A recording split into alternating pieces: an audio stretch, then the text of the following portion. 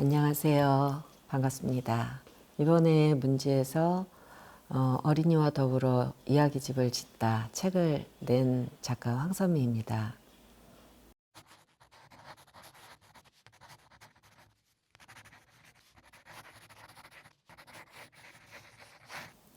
창작 수업을 오래 하기는 했으나 창작을 하는데 그 방법론이 있다는 거는 좀 이상한 일이긴 합니다. 어쨌거나 그 문학 작품도 예술 영역에 들어가는 것이고 또 창작은 각자에게 달린 문제이고 개성적이기를 또 독자들은 원하기도 하고 그러기 때문에 창작법이라는 걸 가지고 주입을 하기는 어려운 점이 있습니다. 우리가 공산품을 만들어내는 건 아니기 때문에 그러나 한 사람 한 사람에게 맞춰진 방법, 이런 소재일 때는 이렇게 한번 해보면 어떤가에 대한 선배로서의 경험담, 이런 방식으로 이끌어 왔었거든요. 그런 것들을 이번에 정리를 해서 책을 하나 내게 됐습니다. 타이틀은 좀 길게 빠뜨리지 말고 어린이를 꼭 넣고 싶었어요.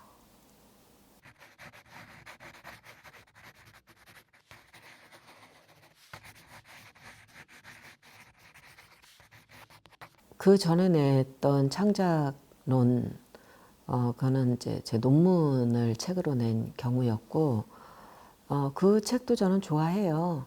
그리고 같은 그 선상에서 이 작업도 했다고 봐야 될 것 같아요. 어쨌든 황선미라고 하는 한 사람의 작업 방식에 대한 얘기이기 때문에 조심스럽기는 했습니다. 이거는 이렇게 해라는 강요라기보다 황선미라고 하는 사람은 이런 방식으로 작품을 써왔다라는 것을 노트를 공개하듯이 해낸 작업이었기 때문에 저한테는 그때나 지금이나 달라지지 않은 게 있다면 동화책이라고 하는 게 얼마나 재밌는지, 그리고 동화의 방식으로도 세상 이야기를 충분히 할 수 있다라는 점, 시나 소설에서는 주목하지 않는 참 특별한 존재인 어린이라는 존재에 포커스를 두고 하는 작업이다. 그렇기 때문에 새로운 시각이 필요하다. 이런 걸 강조하는 점은 그때나 지금이나 똑같아요.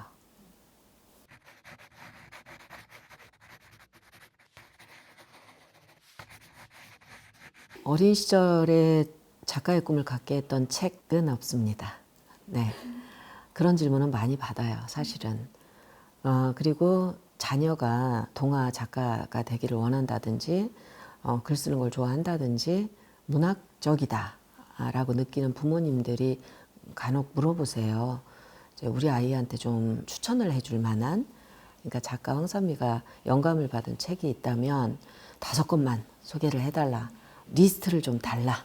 뭐 이런 말씀을 하시곤 하는데, 제 어렸을 때를 좀 생각해 본다면 저한테 딱 하나의 책은 없었어요. 지금도 마찬가지고, 그리고 또 그런 거를 이제 거절을 못해서 말씀을 드리더라도 이건 제가 좋아했던 거지 당신의 자녀한테도 똑같이 좋을 거라는 보장은 없습니다. 라고 말씀을 드릴 수밖에 없어요. 어렸을 때나 지금이나 저는 글을 쓰는 데는 사람이 가장 중요하다고 생각을 해왔고, 물론 이제 책을 읽다 보면 독후감처럼 그 책에 대한 정리 같은 걸 하고 싶어지기는 해요. 그리고 와, 나도 이런 얘기 쓰고 싶다, 이런 생각을 갖게 되기도 합니다. 그런데 그거 하나라기보다는 그거와 얽힌 여러 가지가 한꺼번에 따라오는 그런 경험을 저는 했거든요.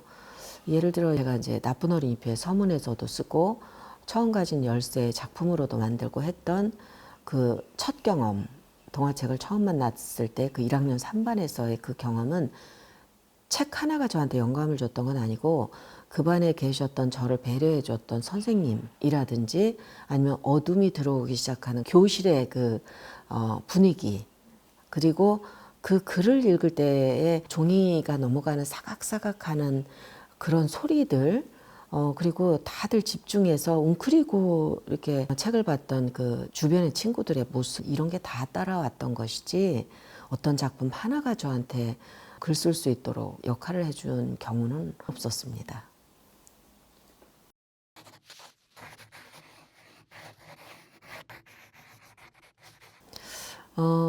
저는 계획을 좀 철저하게 세우는 편입니다. 이거는 저한테 또 어울리는 방식일 거예요. 작품을 뭘 좀 이렇게 쓰고 싶어질 때가 있죠. 그런데 아, 나 이때부터 이때까지 시간이 비니까 글을 써야지. 이렇게 시작하는 게 아니고 정말 특수하게 어떤 상황에 뭐가 보일 때가 있어요. 그러면 그걸 주목해서 보게 되고 저게 뭐지? 집중해서 보다 보면 하나하나가 이제 눈에 들어오는 거죠. 그러면 아주 기본적인 하나가 시작이 되는 거예요. 그러면 노트를 준비하고요. 제가 목도한 사건 혹은 이제 아이템 뭐 이런 것들을 굉장히 집중적으로 분석을 합니다. 뭐 사전도 찾고요.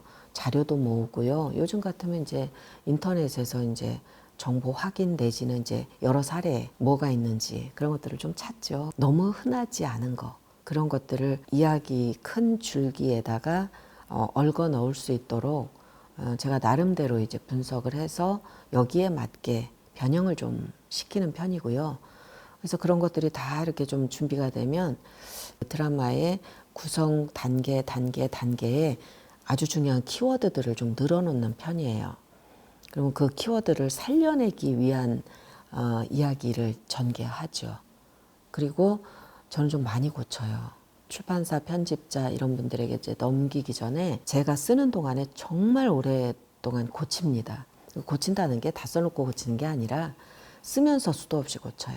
그래서 앞에서부터 요만큼 쓰고 틀린 데 없는지 계속 수정하고 다음날 쓸 때는 그 다음 장면 들어가서 또 이제 수정하고 이렇게 그러다 보니까 작품 하나를 끝낼 때쯤 되면 그 시간만큼 고치는 것 같더라고요. 정말 많이 고치는 게 제 습관이에요.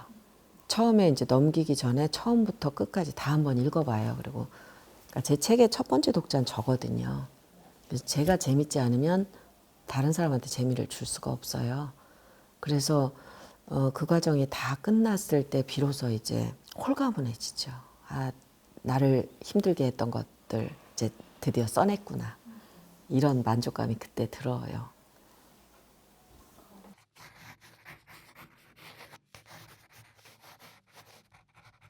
동화에서 가장 중요한 건 어린이예요. 우리는 어린이 편에서 생각하고자 작정한 사람들이거든요. 어떤 사건이 벌어졌을 때는 그게 이제 한 가정의 일이라고 해도 엄마, 아버지, 할머니, 할아버지, 거기에 형, 누나, 뭐, 그게 다 섞인 채로 가족이잖아요. 그리고 그 다 섞인 채로 사건이 벌어졌을 수도 있어요. 근데 어른, 할머니, 할아버지, 뭐, 이런 입장 아니라 내가 콕 집어서 선택한 그 화자의 입장에서 생각을 해보겠다라고 작정을 한 거예요.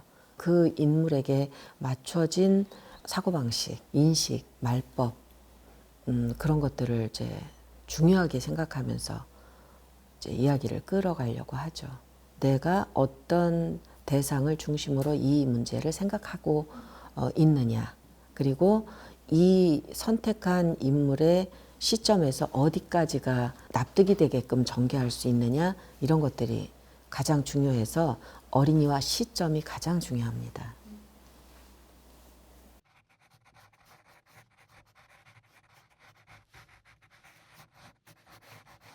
어, 저는 뭐 늘 여러 가지에 관심이 많습니다만 지금은 이제 학기 중이기 때문에 작품에 관한 고민을 할 수는 없어요. 다음 수업에 어떤 텍스트를 다뤄야 되는데 그 텍스트에 뭐가 중요한지 아는 건데도 또 한번 살펴봐야 되는 학교에 수업에 충실해야 되는 게 이제 첫 번째 현실이에요. 그리고 이제 방학하면 또 이제 써야 되기 때문에 종강 들어가기 한 2주 전 정도부터는 또 노트를 하나 마련해 가지고 방학과 동시에 뭘 써야 될지 이걸 하지 않은 방학을 다 놓쳐버려서 지금 제가 뭘 써야 되겠다 하고 작정한 거는 없기는 한데 계획을 하나 세워둔 거는 있어요. 그건 이제 종자 문제예요. 종자 문제가 굉장히 심각한 미래 세대 먹거리 문제거든요. 이건 굉장히 오래전부터 제가 관심 있었던 부분이에요. 이건 단순히 씨앗의 문제가 아니고 미래 세대 그리고 이제 이 씨앗의 종주국이 돼야 되는 필요성. 사실 우리는 잘 모르는 내용이기는 해요. 일반적이진 않으니까. 근데 우리나라가 자급자족률이 25%가 안 되거든요. 그러니까 유사시에 우리나라는 먹거리 때문에 굉장히 큰일이 벌어질 수 있는 잠재적인 위험 국가라고 할 수 있습니다. 근데 별로 사람들이 관심을 안 가지고 있거든요. 이 문제는 이제 우리 모두의 문제이긴 하지만 점차 시간이 지날수록 미래 세대에 굉장히 중요한 문제가 될 것이기 때문에 이 어렵고도 복잡한 이야기를 어떻게 하면 아이들이 읽기 쉽게, 이해하기 쉽게 펴낼 수 있으려나 그걸 좀 고민하고 있습니다.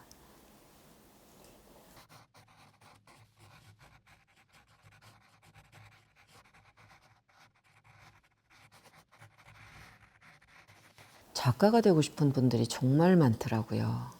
글 쓰고 싶어 하는 분도 정말 많더라고요. 그쵸. 이게 경제적인 일처럼 보인단 말이죠. 출근 안 해도 되고 여러 가지 조건이 되게 좋아 보이는 일인데 또 그게 쉽지가 않아요. 또 어떻게 이제 데뷔를 해서 관문을 넘었다 싶어도 이 시장이 그렇게 만만치도 않고 요즘은 또 특히 아동문학 시장이 나빠가지고 큰일 났다. 우리가 다 같이 한 목소리로 그 말들을 하고 있는데 그럼에도 불구하고 쓰고 싶다면 써야 행복하다면 끝까지 해보라고 말씀을 꼭 드리고 싶고 이야기는 진짜 시작했으면 끝내야 돼요. 끝냈으면 고칠 줄 알아야 되고요. 많이 고쳐도 재미있다면 다음 작업을 위해서 넘겨야 되는 일인데 대부분은 그 전에 지치더라고요. 쓰다가 만다든지 쓰고 나서 고치는데 힘겨워 하다가 다 써놓은 걸 망친다든지 뭐 이러기도 하고요. 정말 어렵게 고쳐서 출판사에 보냈는데 아무 대답도 없어. 심지어 뭐 문학상에 투고를 했는데 안 됐어. 이런 일은 너무나 허다하기 때문에 그런 거 다 과정이에요. 그런 거 거쳐내고도 난 계속 할 거야. 계속 발전해야 돼요.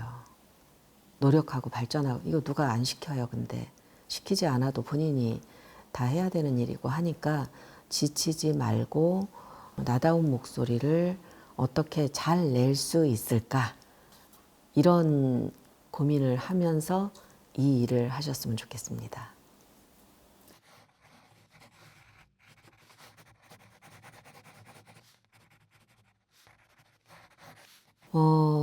동화를 사랑하는 어린이가 언제까지 남아있을지 모르겠는데 동화를 사랑하는 어린이가 그래도 있기는 하더라고요. 부모님이 생각하실 때는 우리 아이는 책을 잘 읽어.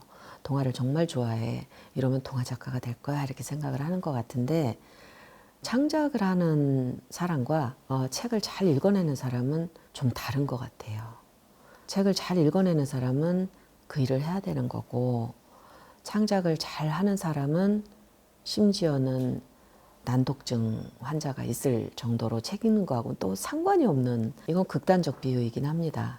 그러나 책을 잘 읽는다고 해서 작가가 되진 않는데 그런 강박은 좀 없으면 좋겠어요.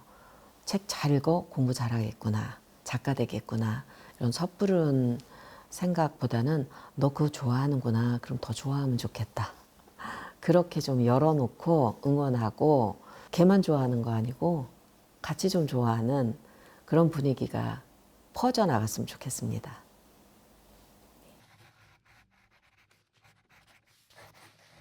네, 5월 좋은 날입니다. 지금 바깥에 햇빛이 너무 예쁘고 초록도 너무너무 예쁘고 많이 움직였으면 좋겠어요.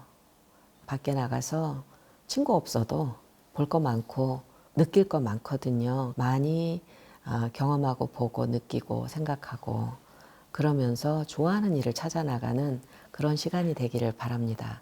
감사합니다.